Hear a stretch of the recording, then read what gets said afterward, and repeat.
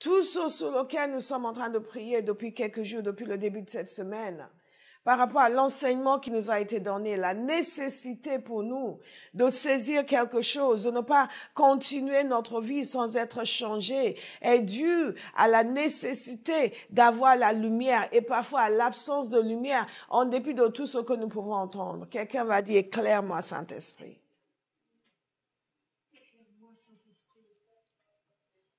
Je dis, quelqu'un va dire, éclaire-moi, Saint-Esprit. Quelqu'un a dit, Amen. Éclaire-moi, Saint-Esprit. Éclaire-moi, Saint-Esprit. Votre vie est le reflet de ce que vous avez compris. Votre vie est le reflet de la lumière que vous avez obtenue. Nous avons parlé de la nécessité de la lumière, des dimensions de lumière, la lumière par laquelle nous sommes sauvés, la lumière par laquelle nous sommes établis dans la vérité. Et non seulement l'Esprit de Dieu est l'Esprit de lumière, mais nous savons aussi que l'apôtre Paul avait l'habitude de prier pour les gens afin qu'ils voient, afin qu'ils comprennent, afin qu'ils saisissent.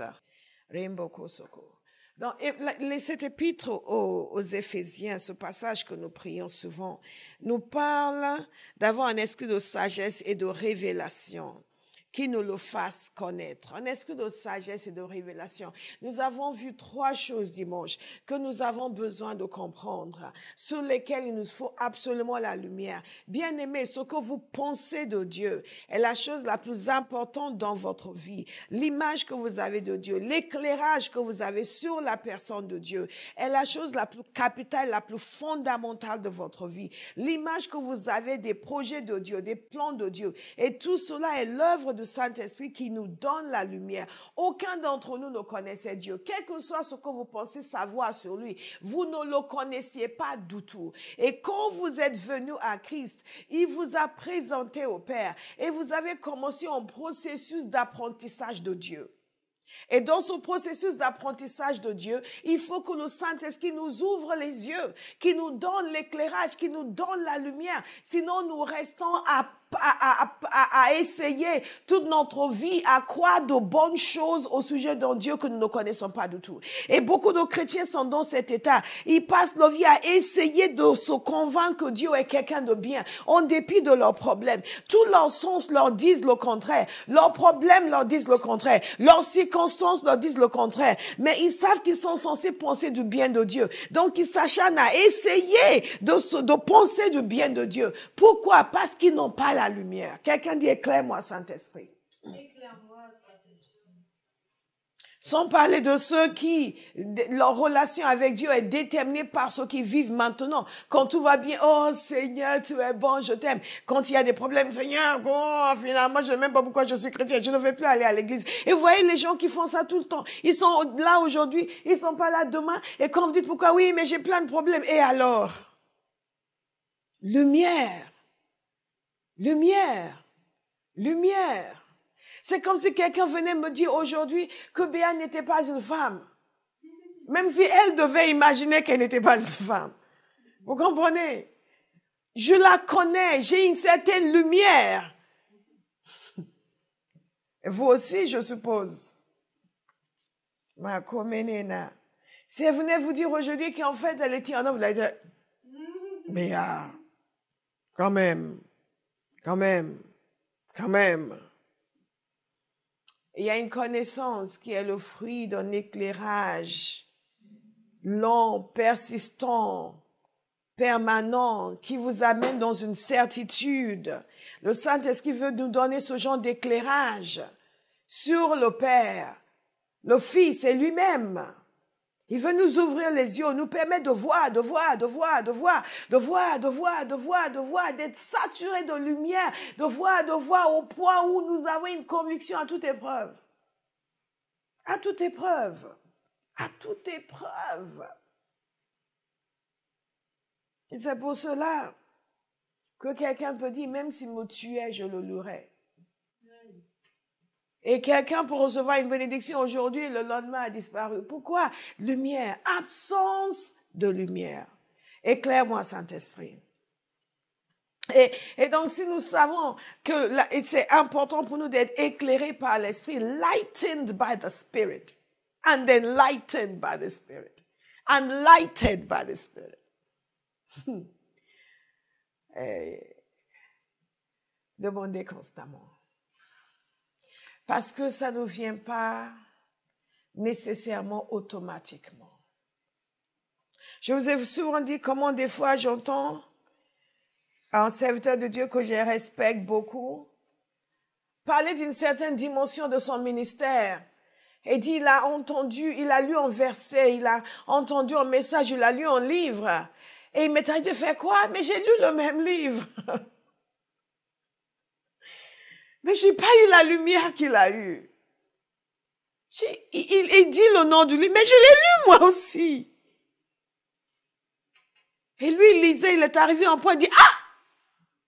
Une révélation qui a complètement changé sa vie.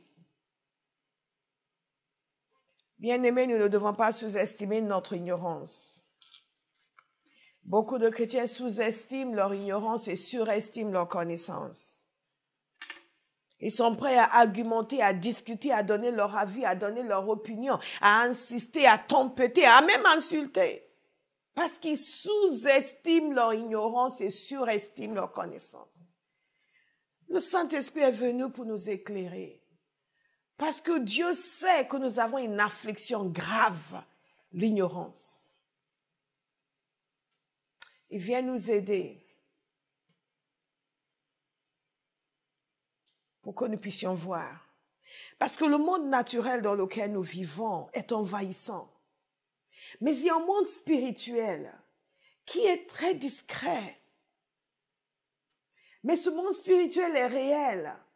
Et nous avons besoin de voir en esprit.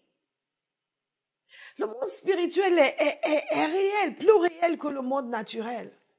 Et c'est là où nous vivons, mais nous ne voyons pas. Nous ne voyons que les manifestations naturelles. Et donc nos réactions, nos attitudes, nos pensées sont liées aux choses naturelles. Oh, si nous avions la capacité de voir par l'esprit, nous allons avoir des réactions, des attitudes dans le surnaturel. Éclaire-moi, Saint-Esprit. Il est impératif que nous obtenions la lumière. Il est impératif que nous cherchions la lumière. Nous devons chercher. C'est ce qui fait la différence entre beaucoup. Parfois, je vous demande, OK, on va prier ce qu'on a prié hier. Et il y a quelqu'un qui est capable de vous dire 1, 2, 3, 4, 5, 6. Parce qu'ils ont porté leur attention sur la chose. Parce qu'ils veulent la lumière. Et d'autres qui, dès qu'on a fini, sont passés à autre chose. Ils n'ont pas cherché. Et par conséquent, ils n'ont pas la lumière. Yes, Lord. Donc, la première chose pour obtenir la lumière, et on continue, c'est de continuer à chercher. De continuer à chercher. Open my eyes, Lord. Ouvre mes yeux, Père. Amen. Le défenseur, l'Esprit Saint, que le Père enverra en mon nom, vous enseignera toutes choses et vous rappellera tout ce que je vous ai dit. Et en passant dans Job 38, je suis en train de vous parler du fait que nous devons chercher la lumière. Et nous devons être conscients de nos limites, conscients de notre besoin, conscients de notre ignorance, conscients de l'insuffisance de nos pensées, l'insuffisance de nos réflexions, l'insuffisance de nos connaissances. La première chose que cela va faire dans nos vies, c'est que cela va nous rendre très humbles. Nous n'allons pas juger des choses avant le temps. Nous n'allons pas juger des choses qui ne nous concernent pas. Et nous allons surtout éviter de juger les gens qui ne nous concernent pas. Et nous n'allons pas avoir une réaction hâtive, désagréable vis-à-vis du Seigneur, parce que nous comprenons que nous sommes limités dans ce que nous savons. Je vais vous inviter à ouvrir dans Job 38. Le but de ce passage de Job 38, c'est juste de nous amener à voir ce que Dieu pense de nos connaissances.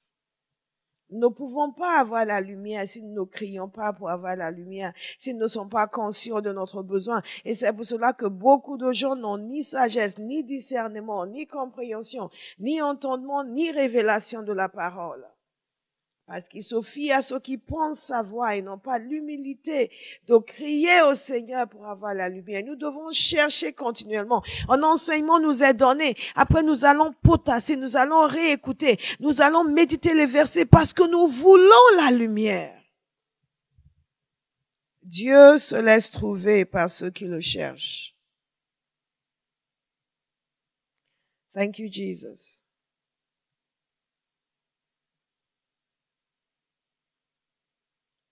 Donc, je vais vous inviter à ouvrir dans Job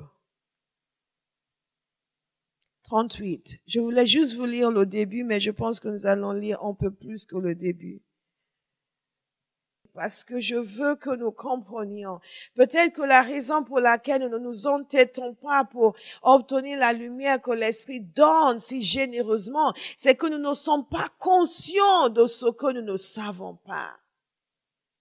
Surtout quand nous sommes chrétiens depuis quelques années, que nous connaissons plusieurs versets bibliques. Job 38, verset 1 nous dit ceci. L'Éternel répondit à Job du milieu de la tempête. Il dit, qui est celui qui obscurcit mes plans par des discours dépourvus de savoir? Bien-aimés, on pourrait s'arrêter là et faire tout un message. Et réfléchir sur nous-mêmes et les discours que nous avons tenus, que nous tenons encore, qui sont dépourvus de savoir. Et Dieu dit qu'il obscurcit mes plans par des discours dépourvus de savoir. Réfléchissons à nos vies, réfléchissons à nos voies, réfléchissons à nos choix, à nos décisions. Combien de fois est-ce que la sagesse a été éloignée? Et le discernement, et l'entendement, la compréhension. Combien de fois est-ce que nos choix sont basés sur l'ignorance de Dieu et pas tellement sur la révélation de sa personne? La conscience de sa grandeur. Nous avons prié dimanche pour cette conscience de sa grandeur, cette grandeur infinie. Combien de fois est-ce que nos choix ont été basés sur l'ignorance de sa grandeur et pas sur la conscience de sa grandeur? Regardez Job 38. Qui est celui qui obscurcit mes plans par des discours dépourvus de savoir? Mets donc une ceinture autour de ta taille comme un vaillant homme. Je t'interrogerai et tu me renseigneras. Où étais-tu quand j'ai fondé la terre?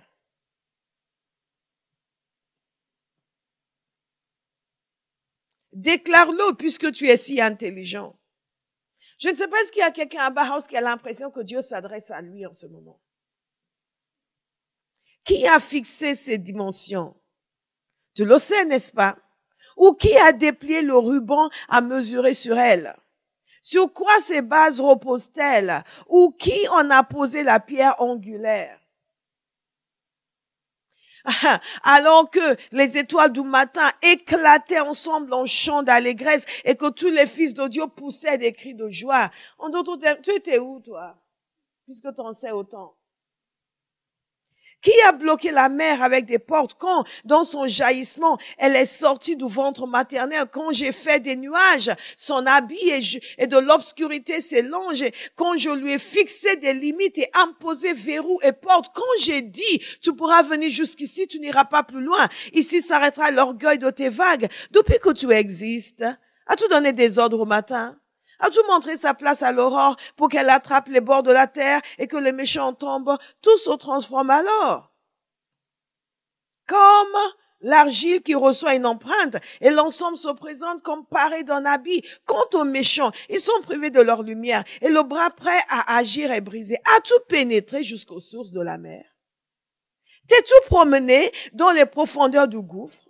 Les portes de la mort t'ont-elles été dévoilées?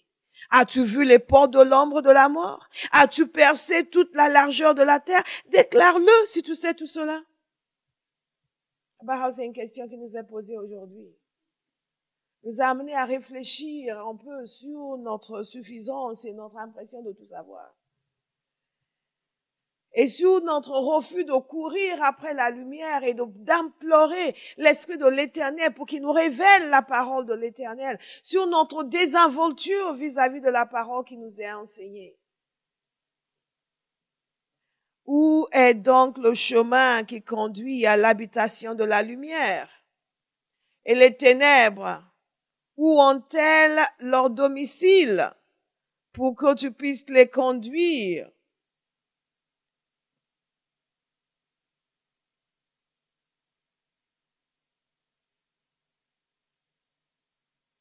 vers leur territoire et discerner les sentiers qui mènent chez elles. Tu le sais, puisque tu étais déjà né et que le nombre de tes jours est si grand. Es-tu parvenu jusqu'aux réserves de neige? As-tu vu les dépôts d'eau grêle que tu tiens en réserve pour les moments de détresse, que je tiens en réserve pour les moments de détresse, pour les jours de guerre et de bataille? Par quel chemin la lumière se divise-t-elle et le vent d'est déferle-t-il sur la terre? Je vais poser ces questions maintenant aux gens qui ne veulent pas écouter les conseils. Tiens, dis-moi, par quel chemin la lumière se divise-t-elle et le vent d'est déferle-t-il sur la terre? Qui a ouvert un passage pour les averses, un chemin pour l'éclair et le tonnerre, pour que la pluie tombe sur une terre sans habitants, sur un désert où il n'y a pas d'être humain, pour qu'elle rassasie les endroits solitaires et arides et fasse pousser et sortir l'herbe? La pluie a-t-elle un père? Qui donc fait naître les gouttes de rosée? De quel ventre est sortie la glace et qui a donné naissance au givre pour que l'eau se déguise en pierre et que la surface du gouffre reste figée? Peux-tu serrer les liens des Pléiades ou détacher les cordages d'Orion? Fais-tu paraître au moment voulu les constellations du zodiaque et conduis-tu la grande ours avec ses petits? Connais-tu les règles du ciel? Peux-tu instaurer l'autorité de Dieu sur la terre? Peux-tu élever ta voix jusqu'aux nuages pour que des torrents d'eau se couvrent? As-tu lancé des éclairs? Sont-ils partis? Te disent-ils, nous voici? Qui a mis la sagesse au fond du cœur ou donné l'intelligence à l'esprit? Qui a la sagesse nécessaire pour compter les nuages? Qui peut faire pencher les cruches dans le ciel pour provoquer des coulées de boue et coller l'ensemble des mottes de terre? Et on pourrait continuer. Et continuer. Et continue. Au verset 39, ça continue encore. Et ça continue jusqu'au chapitre 39, pardon. Et ça continue jusqu'au chapitre 42. Dieu qui interroge son homme pour qu'il comprenne, tu n'en sais pas autant que ça. Est-ce que Abba House, vous voulez dire à quelqu'un, tu n'en sais pas autant que ça? Ce dont il est question ici, c'est la sagesse de Dieu. C'est la sagesse du Créateur. C'est la connaissance que possède celui qui a appelé à l'existence tout ce qui existe. C'est ce que le Saint-Esprit est venu nous offrir.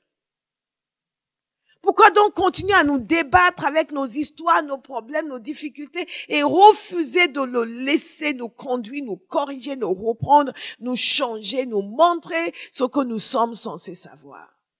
Pourquoi ne pas en faire une quête de vie, continuellement chercher la révélation, chercher la lumière chaque jour dans la parole, continuellement. Ce qui met en scène, j'écoute, et j'écoute, et j'écoute, et j'écoute, et j'épluche, et j'épluche, et j'épluche les versets, je les médite, et je cherche à connaître ce que je dois connaître. Parce que je suis conscient du fait que j'ai une affliction majeure, l'ignorance. Lisez ces passages, vous allez voir. Dieu dit, ma pensée est au-dessus de vos pensées. Et c'est une démonstration concrète de l'étendue de ce qui nous sépare de Dieu en matière de connaissance, de discernement, de réflexion et de sagesse. Mais Dieu est venu combler ce vide en nous donnant son esprit. Il est venu nous donner son esprit. Afin que nos pensées puissent devenir extraordinaires, afin que nos pensées puissent devenir surnaturelles, afin que nos pensées puissent dépasser l'entendement humain, afin que rien ne nous prenne plus au hasard, afin que nous soyons toujours conscients à l'avance de ce qu'il veut faire, qu'il puisse nous dire à l'avance, je vais faire ça, je vais faire ça, je vais faire ça, afin que nous puissions vivre une vie d'harmonie avec lui, non pas tiraillés par les circonstances humaines et naturelles, mais dominant sur les circonstances humaines et naturelles, parce que nous voyons ce que Dieu veut que nous voyons. Ce que Dieu nous offre est extraordinaire. Je prie que quelqu'un reçoive la lumière aujourd'hui et décide de ne plus vivre une vie ordinaire. Il va vivre une vie hors du commun. Je prie que vous soyez de ceux dont votre génération s'émerveille. Et que votre vie prête à l'étonnement, à l'incompréhension des gens ordinaires. Je dis, mais on comprend pas. Lui, on comprend pas. Elle, on voit pas. On sait pas parce que vous ne voyez pas ce qu'il voit. Le Saint-Esprit est venu nous donner la lumière. Que nous, la première chose, c'est que nous cherchons en continu. Nous méditons, nous sommes conscients de ce qui nous sépare de lui, de la supériorité de la pensée de Dieu sur la nôtre. Vous voyez des gens argumenter avec Dieu, vous voyez qu'ils ne sont pas sérieux. Oui, après moi, j'ai dit au Seigneur, Seigneur, c'est ça. J'ai dit, wow, what foolishness. What foolishness. It is so stupid. Ah, well, Lord, if you want it, then I would do it. I'm like, whatever.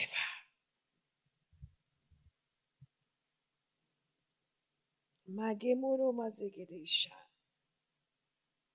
deuxième chose, c'est de poursuivre. D'abord, nous poursuivons la rencontre, nous poursuivons la lumière avec la conscience de notre déficience.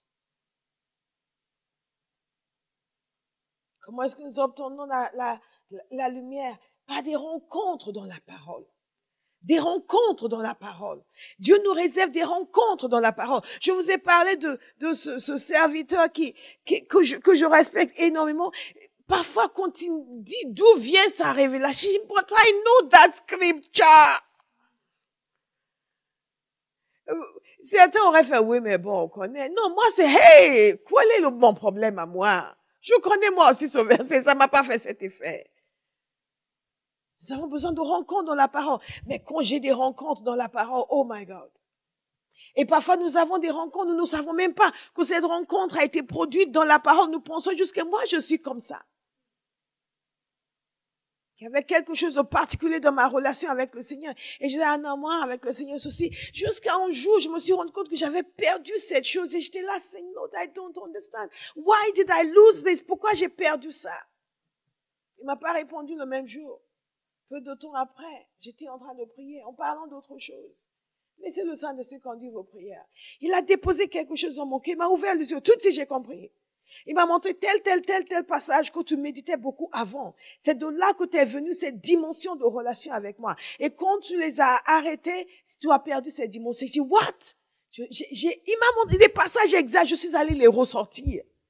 Je les ai ressortis, j'ai commencé de nouveau à les dévorer. Et cette dimension s'est instaurée de nouveau. La lumière par la parole. La lumière par la parole. Pour beaucoup de gens, la parole de Dieu, c'est un manuel théologique par lequel ils vérifient leurs croyances et par lequel ils cassent les gens qui ne croient pas la même chose qu'eux. Vous n'êtes pas sérieux. Non. Kamemone gabo zabade shakata. L'esprit de lumière, l'esprit de révélation, l'esprit de compréhension, de connaissance. Cette dimension est revenue vite dans ma vie. J'ai dit, wow, Father. Donc, ce sont ces versets qui ont amené ça en moi. C'est la lumière que j'ai obtenue dans ces versets qui ont amené cette dimension d'expérience avec Dieu. Le Saint-Esprit donne la voix au verset. Il donne voix au verset. Il donne voix à la parole de Dieu. Ce que vous lisez qui est écrit, il va donner voix à cela. Il va ouvrir votre entendement. Vous allez commencer à saisir. Il y a des fois, quand il ouvre comme ça, il amène la lumière. Vous sautez littéralement de joie. Vous êtes là, my God, I understand, Father. Mais, excusez-moi, moi, mon interaction avec le Seigneur, c'est en anglais. Et de temps en temps, très rarement en français, mais en général, c'est en anglais. Et parfois, quand ça va dans des endroits hyper profonds, c'est au Yoruba. Donc, mais généralement, c'est en anglais. Quand je commence à dire, Baba Eche, là, c'est entrer au plus profond de mon être. Le Kemara Mane Gezakata. Demandez quelle langue j'ai parlé, c'est le chinois. Thank you, Jesus. Hallelujah. Une rencontre, dites au Seigneur, Seigneur, je veux une rencontre dans la parole. Que le Saint-Esprit donne voix au verset. He gives voices. He gives voice to the verse. The Spirit gives voice to the verse. Yeah. He gives voice to the verse. Il y a une rencontre dans la parole. Un de mes passages préférés, c'est Isaïe 40. Lisez Isaïe 40. Nous avons beaucoup lu dans Job, donc je ne vais pas vous lire Isaïe 40. Mais quand vous allez lire Isaïe 40, il y a des choses que Dieu dit sur lui-même. Bien-aimés, laissez le Saint-Esprit vous éclairer. Vous ne serez plus jamais la même. Vous ne serez plus jamais le même. Laissez le Saint-Esprit vous éclairer. Vous montrer parce que Dieu a dit, à qui est-ce que vous allez me comparer? J'aime quand le Seigneur parle comme ça. À qui est-ce que vous allez me comparer? Et vous aussi dites, mais c'est vrai. À qui est-ce que je vais te comparer? Et tout d'un coup, sa gloire commence à vous inonder. La conscience de sa grandeur, ça c'est la lumière qui entre. Mais nous ne savons même pas quelle lumière est responsable de notre délivrance. Ah. Mais quand nous laissons le Saint-Esprit conduire, la lumière vient des endroits que auxquels nous ne nous attendons pas. C'est la chose ce qui semble la plus éloignée dans le naturel, c'est ça qui va amener la solution. Parce que la lumière est venue. My God. Thank you, Holy Spirit. Lisez Isaïe 40. Dans ces actions, le Saint-Esprit donne voix. Il donne la lumière. Dans les actions du Père, nous voyons ces actions avec le roi Osias, par exemple. Aïe. Quand vous laissez des passages comme ça, laissez-les vous parler. Ne cherchez pas juste des passages qui disent je te bénirai, je te bénirai, je te bénirai. Chaque chose que Dieu dit, que Dieu fait, a une lumière à amener dans votre vie. Et le Saint-Esprit est venu pour ça. La parole de Dieu nous dit que le roi Osias est venu à la royauté. 2 Chroniques 26. Il est arrivé à la royauté à l'âge de 16 ans, un jeune homme. L'âge de 16 ans. Beaucoup d'entre nous, nous avons des enfants de 16 ans. Nous les traitons comme s'ils allaient être brisés demain, comme ils ne peuvent rien faire, ils ne savent rien faire. Non, 16 ans, il est devenu roi. Mais ce qui est intéressant avec Osias, c'est que il a servi le Seigneur. Son histoire s'est mal terminée, malheureusement, parce qu'à un certain âge, il est devenu orgueilleux, mais à ses débuts, il a servi le Seigneur. Et la parole de Dieu nous dit que parce qu'il servait le Seigneur lui a donné le succès. Et ce qu'il a dit le concernant, c'est qu'il s'était appliqué à chercher Dieu. C'était appliqué à chercher Dieu. Et tant qu'il cherchait à l'Éternel, Dieu lui fit connaître le succès. Tant qu'il chercha l'Éternel, Dieu lui fit connaître le succès. Il y a la lumière dans ce passage pour quelqu'un. Mais vous devez être ouvert pour saisir la lumière que le Saint-Esprit apporte. Il y a des rencontres comme ça dans la parole, en seul passage comme celui-ci, pour changer complètement votre destinée. Parce que la lumière vient et vous comprenez, mais la manière de réussir dans la vie, ce n'est pas en abandonnant l'église, ce n'est pas en allant dans le monde, ce n'est pas en faisant le minimum syndical dans l'église, ce n'est pas en n'assistant pas aux réunions parce que il faut que je puisse faire mes affaires. Non, c'est en cherchant l'Éternel qu'un enfant de Dieu a le succès. Bien-aimés, si vous avez cette lumière, vous irez loin dans la vie. Vous aurez l'approbation de Dieu sur vous en continu. Parce qu'il y a beaucoup de chrétiens laodicéens et sardiens qui vont vous dire le contraire. Juste un point aussi simple que ça. Ils n'ont pas la lumière. Tout ce qu'ils ont, c'est l'obscurité du monde et le fonctionnement du monde. Mais un enfant de Dieu à qui le Saint-Esprit fait la grâce de révéler le chemin du succès dans le royaume de Dieu, il va comprendre. Ce genre de passage va devenir des passages de vie pour lui. Tant qu'il chercha l'Éternel, l'Éternel lui donna le succès. Alors c'est voix qui vient vous dire, mais tu passes ton temps dans l'église, tu passes ton temps à prier, tu passes ton temps à ceci, mais tu vas jamais réussir dans la vie, tu vas jamais rien faire. Vous dites, ouh, mais j'ai compris. Le roi Osias, tant qu'il chercha l'Éternel, il lui donna le succès. Le succès vient de l'Éternel.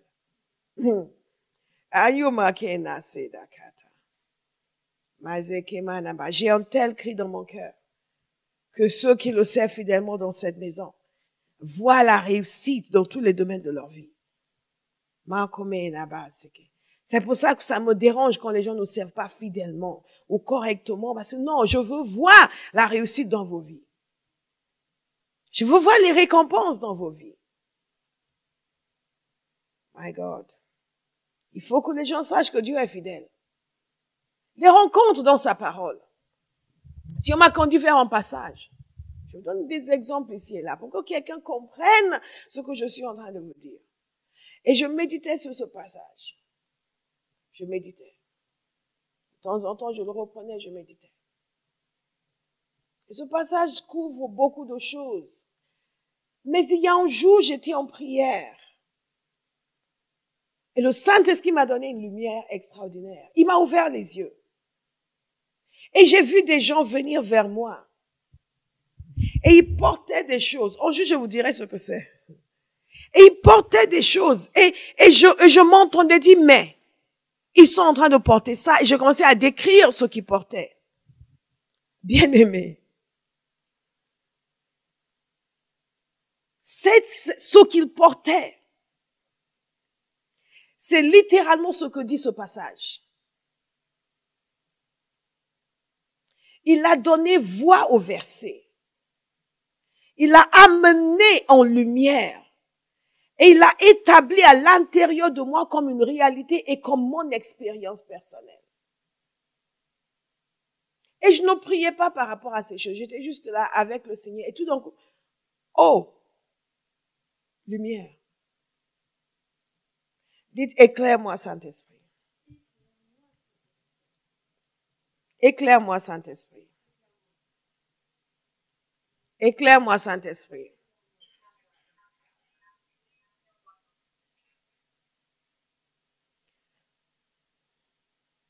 Bien-aimés, nos vies sont le résultat de la lumière que nous avons reçue. Le fait même que nous existons en tant qu'Église, c'est parce qu'un jour, le Seigneur a ouvert mes yeux. Il m'a montré plusieurs choses qui ont fait que je ne pouvais plus résister. Je ne pouvais plus dire, je ne peux pas, je ne veux pas, je ne pouvais plus. Éclaire-moi, Saint-Esprit. Éclaire-moi. Des rencontres dans la parole, des rencontres dans la parole, des rencontres dans la prière. Comme ce que je viens de vous décrire. Ça, c'était une lumière venue en temps de prière, mais il a éclairé la parole. Il m'a éclairé en montrant la réalité de la parole. Éclaire-moi, Saint-Esprit. J'apprends par le roi Osias que Dieu donne du succès à ses enfants. J'apprends par Josué que Dieu donne du succès à ses enfants qui s'attachent à sa parole. On pourrait lister les actions de Dieu, révèlent le caractère de Dieu. Et quand nous nous attachons, l'Esprit de l'Éternel nous ouvre l'entendement. Et nous voyons. Et nous voyons les rencontres dans la prière, les rencontres, la lumière à travers les livres. La lumière à travers les livres. La lumière à travers les enseignements. L'amour de la parole de Dieu. Je vous ai souvent dit cela. Est quelque chose, la lumière sur l'importance de la parole de Dieu m'est venue un jour alors que j'écoutais des enseignements de Kenneth Hagin. Il enseignait sur la guérison. C'était toute une série de cassettes, de cassettes, oui. Pas de CD, de cassettes sur la guérison. Il y avait une vingtaine et je les écoutais toutes, l'une après l'autre, après l'autre, après l'autre, après l'autre. J'en les savourais. J'apprenais des choses sur la guérison, mais la chose qui m'a le plus marqué, c'était son amour pour la parole de Dieu. Et c'est après que j'ai compris que c'était le Saint-Esprit qui est en train de me donner une lumière. Parce que le sujet n'était pas la parole de Dieu. Mais la lumière qui m'a donné, c'était l'amour de la parole de Dieu. Et je l'ai saisi. Et j'ai commencé à prier cela sur ma vie.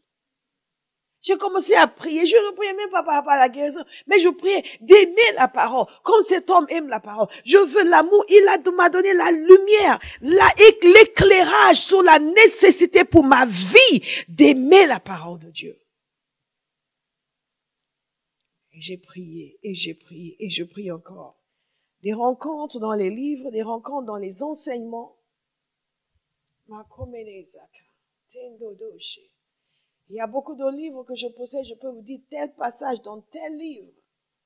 Il y a un livre que j'ai qui doit faire peut-être 600 pages, je vais vérifier.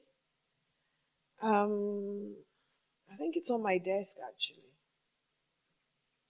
Parce que je l'ai encore sorti hier. Et ce livre, quand je le sors, oui, il fait combien de pages? The Divine Conspiracy.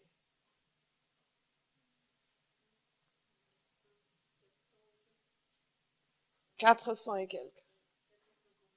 450 pages, ce livre fait. À chaque fois que je le sors, je vais vous regarder un paragraphe. Je l'ai déjà lu. Je l'ai lu il y a des années de cela, quand j'étais en Espagne. Je l'ai acheté en Espagne d'ailleurs. Donc ça date. Mais il y a un passage dans ce livre qui m'a marqué. Ce passage a parlé à l'aspiration de mon cœur. Les choses que l'Esprit de Dieu travaillait en moi. Et je les ai vues dans un livre. Et la lumière a éclaté. J'ai dit, that's it. That's it. This is what it is to be a Christian. Vous connaissez le passage, je vous l'ai déjà cité par le passé, je ne vais pas vous le citer aujourd'hui.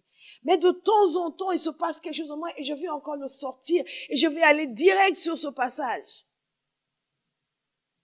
La lumière nous vient avec la lecture, avec la parole écrite. C'est pour cela que j'écris. C'est pour cela que j'écris maintenant. Avant, j'écrivais parce que Dieu a dit d'écrire. Mais après, j'ai compris. Vous ne pouvez pas être là à Bauhaus et ne pas, et voir les livres que j'écris, ne pas les lire. Vous ne les lisez pas pour moi. Vous gagnez plus en les lisant que moi. Je ne gagne rien à ce que vous lisiez en livre. Vous gagnez tout. Il y a un bruit encore. Nous allons faire avec, nous allons bientôt finir. Parce qu'il y a tellement de choses à dire, je préfère ne plus rien dire. Si je pouvais prendre quelqu'un ce soir, et peut-être que je vais prendre Béa, et le secouer, lui dit, cherche la lumière, je le ferai. Toute votre vie est conditionnée par la lumière qui est en vous, la lumière concernant les choses de Dieu. Vous pouvez être là, torturé par le diable. Ou la même personne, quand la lumière arrive, vous commencez à torturer le diable. Torturer tous les démons de Paris. Des rencontres surnaturelles dans la parole, des rencontres surnaturelles dans la prière, des rencontres de lumière dans les livres, des rencontres de lumière de façon surnaturelle comme l'apôtre Paul. Parfois la lumière vient par ce genre de révélation. Extraordinaire, le Seigneur se manifeste, un ange vient vous voir. Mais c'est tellement peu courant, vous ne devez pas attendre cela pour avoir la lumière. Une action du Saint-Esprit sur vous. Parfois, vous êtes là et vous ne savez pas pourquoi vous commencez à pleurer. Ça, c'est le Saint-Esprit. Il veut vous dire quelque chose. Soyez attentifs. Quelqu'un dit, je pensais que c'était la dépression. Non, tu n'es pas déprimé. Ça, c'est un des moyens par lesquels le Saint-Esprit attire notre attention. Tout d'un coup, vous sentez comme si on avait mis un manteau sur vous. Ça, c'est une des rencontres surnaturelles par laquelle nous recevons la lumière. Comme si on avait mis un manteau sur vous. Vous sentez, non pas un poids, mais une présence. Une présence sur vous. Soyez attentifs à des moments comme ça. Je ne dis pas que vous allez le sentir. Ça peut, vous pouvez le vivre comme vous pouvez ne pas le vivre. Mais je vous donne un exemple de ce type de lumière qui nous vient de façon surnaturelle. Pas quand vous êtes en train de prier, pas quand vous êtes en train de lire la parole. Juste à des moments où vous étiez juste, vous pouvez être assis à votre bureau et tout d'un coup, vous sentez, soyez attentifs. Le Saint-Esprit veut vous ouvrir les yeux. Enfin, vous commencez juste à pleurer. Et vous n'êtes pas triste, vous n'êtes pas mal. Ne cherchez pas une raison d'être malheureuse. Oh, je sais que je pleure parce que, oh, ça doit être quelque chose de très profond. Ça doit être, non. Et tout d'un coup, la présence de Dieu vous envahit. Écoutez attentivement dans des moments comme cela. Ne commencez pas à dire, ah oui, Seigneur, puisque tu es là, j'ai plein de problèmes. Justement, j'essaie depuis d'attirer ton attention. Écoute, et vous commencez à parler vite avant que la présence disparaisse. Non, c'est lui qui a décidé de se manifester. Laissez-le dire pourquoi. Laissez-le dire pourquoi. Il m'est arrivé des fois de dire, Lord, you're here. Why are you here?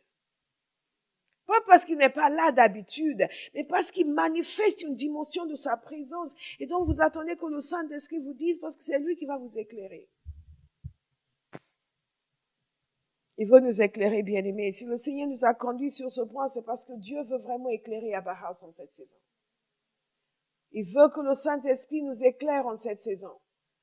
Que quelqu'un commence à voir comme il ne voyait pas avant, commence à percevoir ce qu'il ne percevait pas avant. Que la cécité spirituelle disparaisse. Regardez Paul. Paul a été éclairé. Une fois, toute sa vie a changé. Une rencontre, toute sa vie a changé. Quand je venais de me convertir, le Saint-Esprit m'avait éclairé sur l'appel de Dieu sur ma vie, mais je n'étais pas assez intelligente pour garder cela. Paf, paf, je me voyais, il m'ouvrait les yeux, je me voyais prêcher partout, je me voyais prêcher devant des foules. J'étais là, wow! Peut-être que vous, ça ne vous dit rien parce que vous me connaissez comme un prédicateur. Mais quand je me suis converti, prêcher était loin, loin, loin de mes pensées. Mais alors loin de mes pensées. Et quand je commençais à voir ces choses, paf, flash, je voyais. J'étais là, waouh, waouh, c'était comme le cinéma. L'éclairage. C'était tellement étrange que j'ai vu zapper et il l'a ramené. Bien aimé, il y a des rencontres surnaturelles qui nous permettent de recevoir la lumière. La lumière de la provision de Dieu pour nos vies se trouve dans sa parole, ne se trouve pas dans l'inquiétude, dans les craintes, dans les peurs, mais se trouve dans sa parole. Nous voyons comment il a donné le succès à Osias, nous savons qu'il nous donnera le succès. Nous voyons comment les espions ont dit, les bons espions ont dit, si l'Éternel nous est favorable, il nous donnera ce pays. Nous savons comment nous allons avoir ce pays. En vivant de telle sorte que l'Éternel nous soit favorable. Et en le servant. Bien aimé, vous avez besoin de lumière sur votre destinée. Vous avez besoin de lumière sur vos finances. Vous avez besoin de lumière sur la vie de sainteté. Le nombre de gens qui disent, mais où est le problème? Pourquoi je peux pas m'habiller comme ça? Et vous les regardez, are you really asking me that? Ils me posent sérieusement cette question. Nous avons besoin de lumière. Et tout cela se trouve dans la parole de Dieu. Dans la parole de Dieu. Il est important de nous de prendre conscience de la profondeur de notre ignorance, mais aussi de la disponibilité de Dieu à nous donner l'éclairage. Tellement de personnes ont eu des prises de position qui ne font que refléter leur ignorance, leur absence de savoir, leur absence de connaissance. Nous voulons être investis de lumière. Nous voulons voir. Je ne sais pas pour vous, mais je veux voir. Nous avons besoin de lumière pour traiter avec les démons. Parce que ce sont des menteurs et ce sont des obscurantistes. Et ils vont vous faire vivre dans l'obscurité permanente quant à leur motivation, quant à leur présence, quant à leur capacité d'action vis-à-vis de vous. Ils vont vous convaincre de choses qui ne sont pas vraies si la lumière n'est pas en vous. Mais quand la lumière vient, c'est « Ah, stop! I see you. Lying spirit. » Nous avons besoin de lumière pour rester sur la bonne voie. Ce discernement qui permet de dire « Ouh, en tel, je ne suivrai pas. Mais là, je vais suivre. » Nous avons besoin de lumière. Combien d'égarements, de séparation avec la destinée les gens font parce qu'ils n'ont pas la lumière. Tout conseil est bon pour eux, surtout le conseil qui les arrange. Le conseil qui vous amène dans votre destinée est peut-être celui qui est difficile à avaler. Mais quand le Saint-Esprit vous éclaire, vous savez que ça, c'est le bon conseil à suivre. En ce moment, c'est pénible, mais c'est le bon conseil à suivre. Nous avons besoin de lumière. Le psaume 119, verset 130, nous dit ceci. Quand on découvre tes paroles, c'est la lumière. Les gens sans expérience y trouvent le discernement. Quand on découvre tes paroles, c'est la lumière. Quand on découvre tes paroles, c'est la lumière. Je veux inviter quelqu'un à prier ce soir. À commencer à réclamer, à demander la lumière. a dit, je veux, éclaire-moi. Éclaire-moi. Partout il y a obscurité, où il y a ignorance dans ma vie, concernant ma relation avec mon Père céleste, concernant les voies de Dieu, les pensées de Dieu, concernant les voies de Dieu pour moi, concernant les différentes dimensions de mon existence, éclaire-moi. Je suis disposée à être éclairée et à être enseignée. Ma comène bossa, élevons nos voix et commençons à prier.